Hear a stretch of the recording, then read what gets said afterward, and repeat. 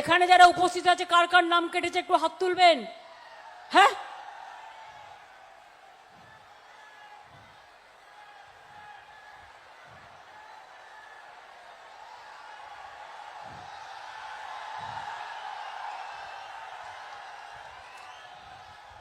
এই ছবিটা ভালো করে তোলো তো,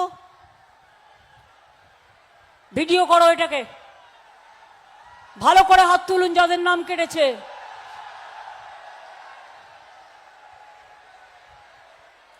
তাহলে ভোট দেবে কে? BJP vanish washing machine. এই লড়াই আপনার ছেলে মেয়েদের লড়াই। কে 3 দিনের বৈরাগী এসে বলে দিল তোরা ডিলিট হয়ে গেল? আমার বাপ এই দেশে, আমার মা এই দেশে, আমার চোদ্দ গোষ্ঠী এই দেশে একজন এসে বললে যে তোরা বাদ, মানে আমাকে রক্ত রক্ত নেই পুলিশ। মালদার মোথাবাড়িতে যে ঘটনা ঘটেছে, যে করেছে তাকে হাতে নাতে কে ধরেছে জানেন? আমাদের সিআইডি। মোফাক্কিল ইসলাম যেখানে দাঁড়িয়ে বক্তব্য দিয়েছে তার প্লেস অফ অকারেন্স যেটা প্লেসটা আর মোথাবাড়ির প্লেস অফ অকারেন্স প্রায় 22 কিলোমিটার। আর বিজেপি মিলে পশ্চিমবাংলার মুসলমানদের রাখতে চাইছে মিথ্যা মামলা দিয়ে। আমি কারো সাফাই গার এতে নয়, মোফাক্কিরুল ইসলাম কেমন মিম বলে দেখানো হচ্ছে।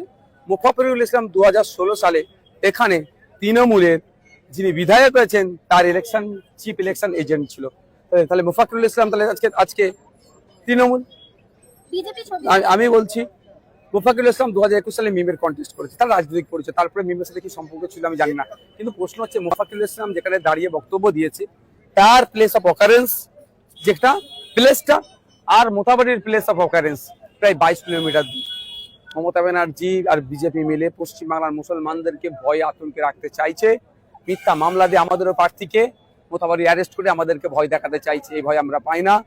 মোফাক্কিরুল ইসলামের সাথে আমাদের ডিজিটাল মিডিয়ার সাংবাদিক ইকরামুল বাগানিকে কোনো মানে হয়? তাকে গ্রেফতার করার কারণ কতটা যথাযোগ্য? আমি সেটাই তো অবাক হচ্ছি। তা আপনি আমি যে আবার গণতন্ত্রের তথাকথিত গণতন্ত্রের চতুর্থ স্তম্ভ বলা হয়, দেখুন আমি একটা যদি কিছু কথা বলি আপনি সেটা যদি পরিবেশন করেন তাহলে আপনাকে গ্রেফতার করবে। ল অ্যান্ড অর্ডার কোন জায়গায় পৌঁছেছে? এটা বিজেপি তৃণমূল মিলে এই হিংসা ছড়া।